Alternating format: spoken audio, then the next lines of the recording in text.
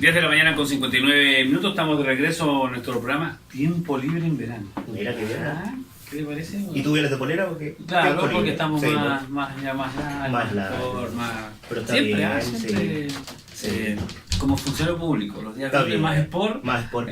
y en verano ya no la vestimenta. Es la tradición de la función pública, sí, que ¿no? los días bien no Sí. podéis ir así como más, Sí, más más relajado, sport, sí, más sí. sport y todo eso. ¿Cómo está don Juan Luis? Bien, pues, estamos bastante bien, con hartas cosas, a pesar de que, bueno, estamos en verano, pero muchas cosas que están pendientes, que uno lo deja dentro del transcurso del año y que uno la quiere asumir dentro de enero y febrero, así que muy contento. ¿Terminó el año? Nosotros terminamos el año a tiempo. Claro. Lo terminamos, claro, alrededor del 27-28 de diciembre se termina el año dentro de la INACAP, de la universidad. Bien. Sí. Así que bien, pues, porque te dejan los tiempos para poder programarte, Claro, y todas esas cosas. Sí. Oiga, y ya que hablamos de educación, entremos inmediatamente porque quedó pendiente. Sí. Bueno, la semana pasada tuvimos una especie de resumen más corto del año porque alcanzamos a llegar hasta abril nomás. Sí, pero fue muy buena la conversación. Fue muy buena la conversación. Dejamos pendiente un poco los resultados sí. de la PSU. Sí. Prueba que realmente es prueba de selección. Sí. Es efectivamente, como tú lo mencionas, es una prueba de selección que pasa a reemplazar lo que era la prueba de aptitud. Sí, claro. Que la prueba de aptitud es una prueba que se tomó durante mucho tiempo, y que trataba de decir de que medía aptitudes, ¿cierto? Pero sin embargo hoy día la PSU, claro, es un proceso de selección que trata de medir también habilidades y competencias. O sea, hay una pequeña diferencia que tampoco ha sido tan notoria porque es una especie de maquillaje que ha cambiado a los preuniversitarios de pasar de ser preuniversitarios de prueba de aptitud a preuniversitarios de selección, que también es un hecho bastante interesante que lo normalizamos, porque, Daniel, cuando nosotros empezamos a ver por qué tienen que existir preuniversitarios, o sea, quiere decir que hay alguna parte que estamos elaborando mal desde el punto de vista de la preparación para nuestros alumnos que rinden un proceso como la prueba de selección universitaria. De tal manera que nos encontramos precisamente en esta situación y son aspectos que son muy importantes, en particular por las noticias que han salido, Daniel. Una de las noticias que menciona los resultados que entrega efectivamente el DENRE, que lo entregaron ya hace tiempo, que en ocasiones tienden a olvidarse en el transcurso del tiempo. Y menciona que el 40% de los postulantes no alcanzó los 450 puntos. Sí. Es una cifra bastante lamentable. Es lamentable. Más que preocupante, es lamentable. Es lamentable porque esto es una especie, Daniel, de radiografía de nuestra sociedad. No es un elemento que es un aspecto de una prueba, porque yo he visto algunos comentarios de algunas personas dentro de estas noticias, al final en Facebook, en Twitter, que mencionan, bueno, pero eso no es un problema, yo le digo a mi hijo, depende mucho de la persona, pero no depende exclusivamente de la persona, sino que depende también de las capacidades o las cosas que tú le entregaste. Hoy día, por ejemplo, un alumno que sale de un colegio particular tiene una serie de actividades complementarias y aspectos que lo rodean que son muy distintos a una persona que aparece, a un alumno que sale de un colegio municipal, que en muchas ocasiones es un colegio que cuenta con recursos escasos, con aspectos y actividades que son muy precarias. Entonces quiere decir de que hay una diferenciación súper fuerte en ese segmento, Daniel. Ahora, una prueba que lo que hace sin duda es marcar la diferencia que existe entre los tratamientos ocasionales. Es que es muy notorio. Fíjate. O sea 200 puntos de diferencia. Sí, 140, 150 puntos de diferencia entre colegios particulares, particular subvencionado y municipalizado. Sí. Mira, el año pasado, porque en algunas instancias uno siempre se tiene que medir con cifras anteriores. El año pasado fueron alrededor de 2.520 personas las que rindieron la prueba de selección universitaria. Y el año pasado el 50% de estas personas no alcanzó los 475 puntos. O sea, una cifra llamativa, porque estamos hablando como de 1.000 y tantas personas que en realidad no alcanzaron un puntaje de 475, que si bien no es el puntaje mínimo, es un puntaje que te ayuda para poder ingresar tal vez a un recinto de educación superior. Y este año 2018 subió un 53,9% la cantidad de personas que no alcanzaron los 475. O sea, quiere decir de que en realidad tenemos un tremendo déficit desde el punto de vista de la gestión y de los recursos que uno le entrega a nuestros alumnos que rinden la PSU. Como en todo, Daniela, Esto es como en todo. Tenemos dos tipos de alumnos. Un alumno que cuenta con grandes condiciones y un alumno que cuentan con menos condiciones. Y no porque quieran, sino por un aspecto del entorno que los rodea. Tenemos también dos tipos de personas que son dos tipos de enfermos. El enfermo que tiene recursos y el enfermo que no tiene recursos. Hace un rato te escuché que estabas hablando también con la senadora, en el cual también se marcaba de que en realidad existen también diferencias en las regiones, ¿cierto? Existen también tratamientos que son distintos, dos tipos de enfermos, dos tipos. Entonces quiere decir de que en realidad nos hemos marcado por dos grandes procesos, un aspecto particular, privado, y otro aspecto también que está relacionado con eso. Los trabajadores independientes, que también tú lo mencionabas, que te había escuchado sobre el honorario y lo que se viene también ahora. Sí, claro. Trabajadores que tienen mucho menos derechos, pero que sin embargo ahora también tienen que cotizar por un aspecto de seguridad social que se entiende, pero que sin embargo el Estado, ¿cuál es el rol de este Estado? ¿Y a quién beneficia, ojo, económicamente? Claro. Lo llamamos a la parte económica. ¿A quién beneficia económicamente todo esto? Claro. Porque, a ver, si yo trabajo independiente y he boleteado 2, 3 boletas en el año que me suman sobre 1.300.000 pesos, automáticamente al próximo año en abril me van a descontar, si no lo pago, un 2% del 10% de devolución. Claro. ¿Ya? Ya estoy perdiendo una parte de mi plata que me tienen, que legalmente me quitaron para un ahorro futuro, como se llama muchas veces. Pero también, claro, por el otro lado, tiene de sus contrastes el tema, porque por otro lado estoy pagando algo que me va a servir, que voy a poder ir a un hospital público y me van a atender sin ningún problema, ¿no? Que voy a tener derecho a FONASA, comprar un bono y todo aquello. Pero, ¿y si no me enfermo nunca? Nunca tengo que utilizarlo. ¿A dónde se va ese 2%? ¿A beneficio de quién queda? Porque no me lo devuelven si no lo ocupo dentro del año. Forma parte de la estructura del mercado que constantemente lo hemos conversado. O sea, tenemos también trabajadores de dos tipos. Claro. Tenemos enfermos de dos tipos y tenemos, volviendo a este tema, estudiantes también de dos tipos. Y lastimosamente, claro, los alumnos, nuestros estudiantes, que hoy en día, claro, son jóvenes, con toda la esperanza, entran en un mercado laboral con esas características, pues, Daniel. Porque en realidad, dentro de estos 1.000 y tantos alumnos que no entraron, van a entrar en un sistema nefasto, en un sistema que está relacionado con lo que tú dices, con que en realidad tienen que boletear, porque no tienen otra característica.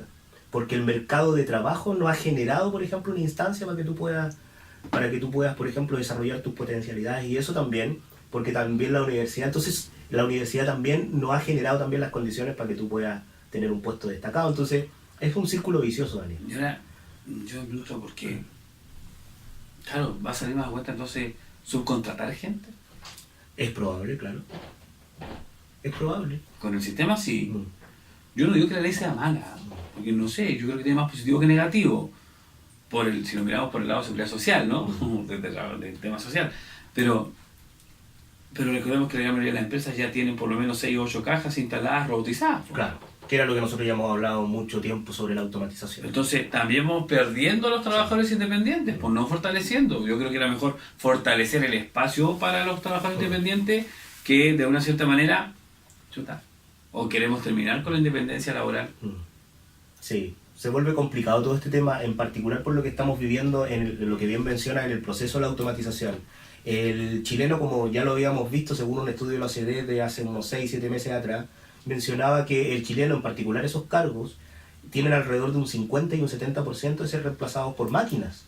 Entonces, ¿cuál es la discusión que hoy en día plantea el gobierno sobre ese tipo de temas? O sea, quiere decir de que nosotros necesitamos también una discusión. Ahora, bien lo mencionabas en el bloque pasado sobre el Congreso Futuro. El Congreso Futuro forma parte también de un aspecto que tiene que ir más allá, tenemos que generar ciencia. Si nosotros seguimos gastando solamente 0,36% del Producto Interno Bruto para la ciencia, y seguimos con un 1% del Producto Interno Bruto para pagar las pensiones de los militares, quiere decir que este es un mundo al revés.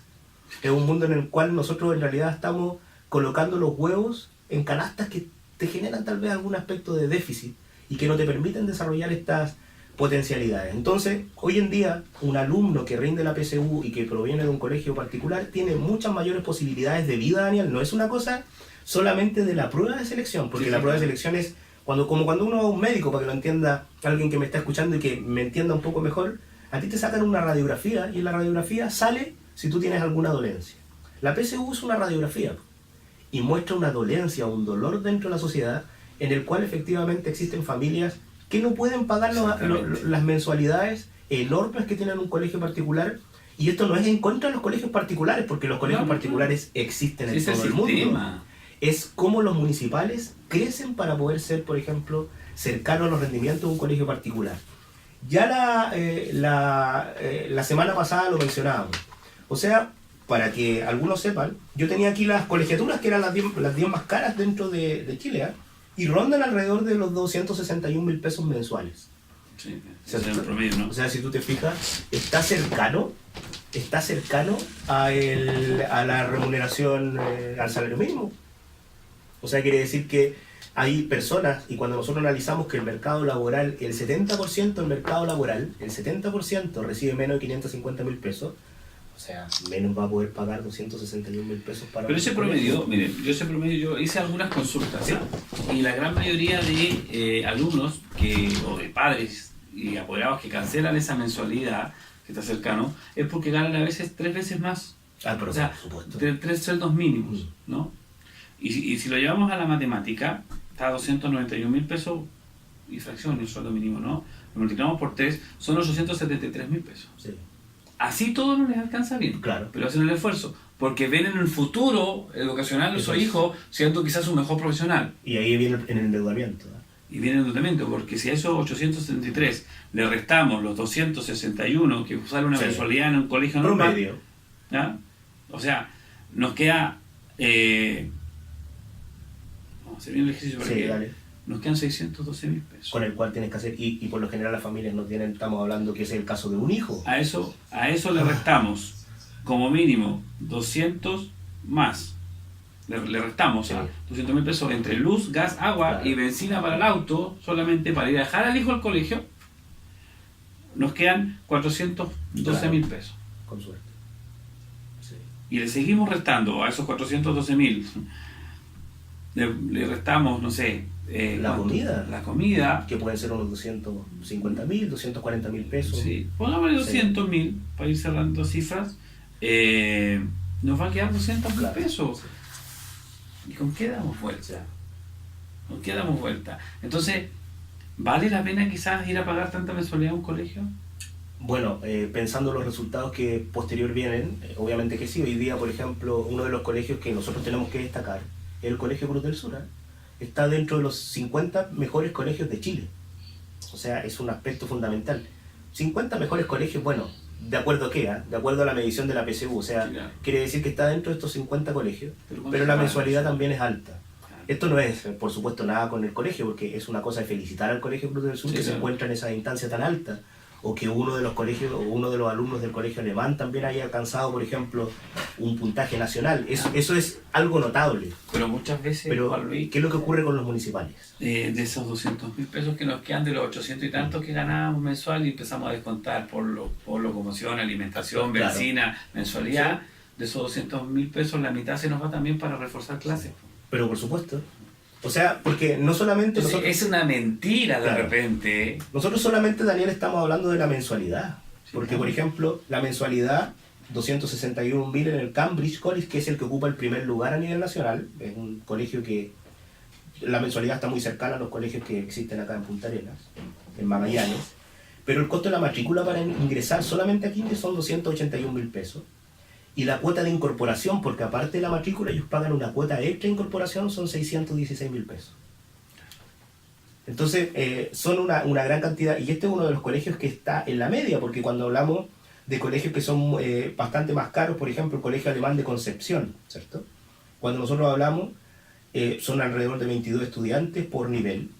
El valor de la matrícula es de 290.000, pero la cuota de incorporación, Daniel, es 1.300.000 pesos. Entonces quiere decir de que no es solamente el pago por parte de la mensualidad, sino que también uno tiene que cancelar una serie de aspectos. Pero mira, más allá de eso, sí, el que puede pagarlo no tiene ningún inconveniente. El problema que nosotros tenemos está con nuestros colegios municipales, porque los colegios municipales no están dentro del ranking. O sea, cuando nosotros analizamos, por ejemplo, dentro de los 10 mejores colegios a nivel regional, el único que entra es el Contardi.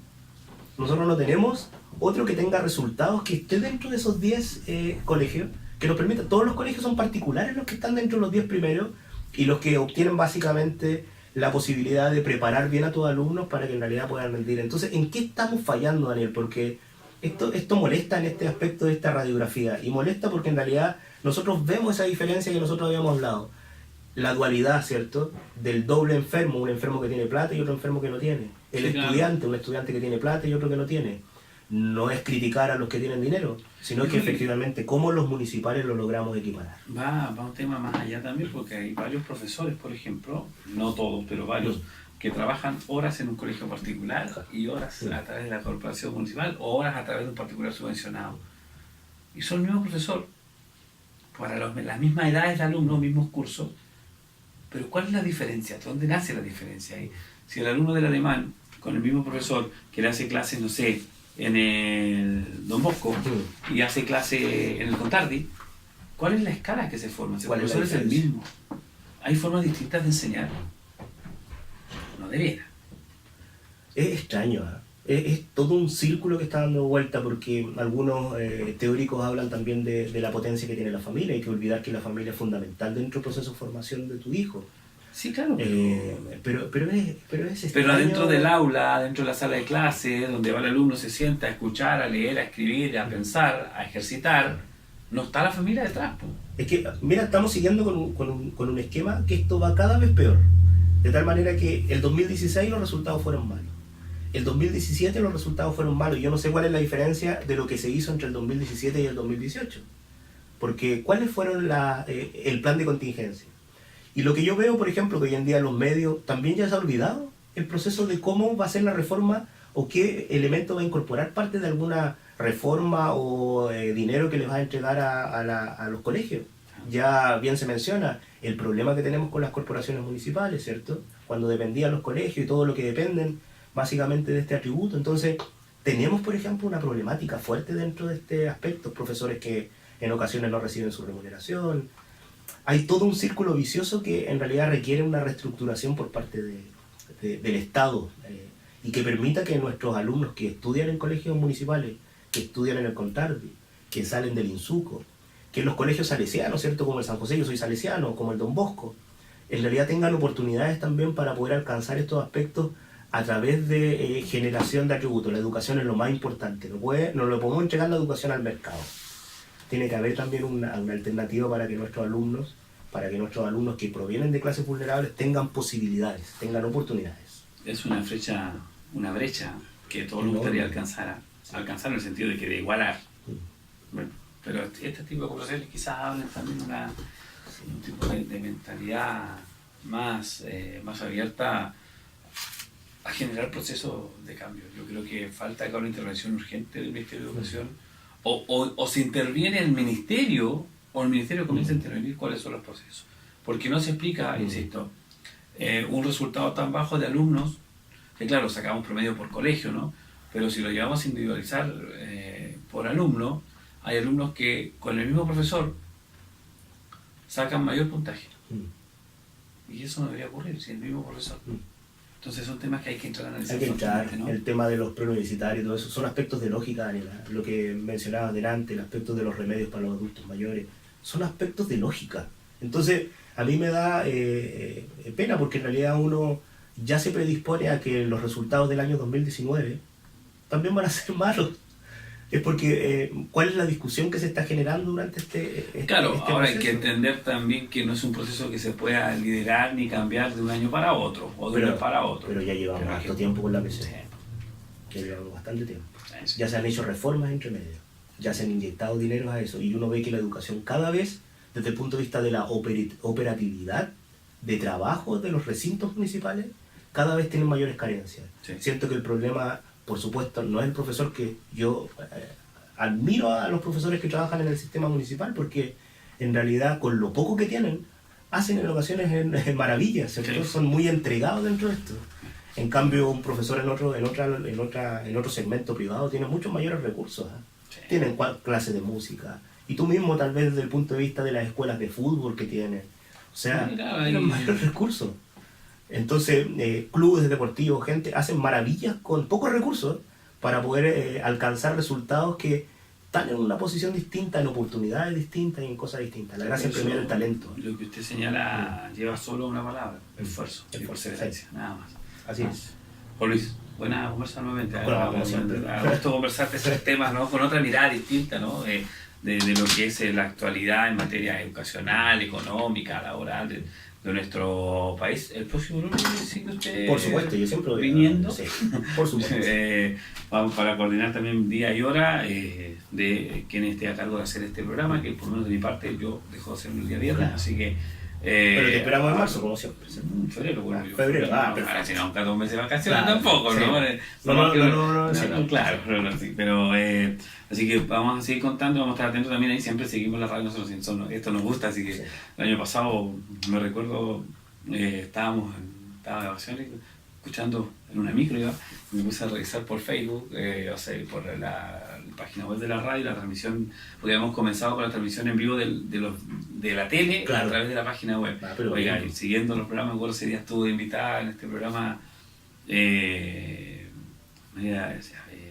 Teresita Elizondo, Claro. que era directora Del Cernamec. del Cernamec, entonces me acuerdo muy bien, así que le mandábamos saludos a ella así que... ¿Y igual das instrucciones desde...? No, ya, yo ya. jamás he dado una instrucción, jamás, no, cada uno con su estilo, Está bien. eso es... Eso está bien. Sí, sí. Así que, Jolí, que te vaya muy bien, nos A ti también, que reencontramos. tengas unas bonitas vacaciones junto a tu Esperamos familia. poderlo todo bien. disfrutar como corresponde y los temas deportivos, todas las cosas Sí. que nos gustan, así que Sí, vamos, pues. vamos a ver cómo nos va. Te deseo lo mejor, pues, Daniel. Muchas gracias. Oiga, no se vaya, todos los lunes va a estar Jolí conversando de otros temas también interesantes con quien esté a cargo de hacer este programa de lunes a viernes durante la próxima semana. Ya, nos vamos, música, algo de publicidad y estamos de regreso.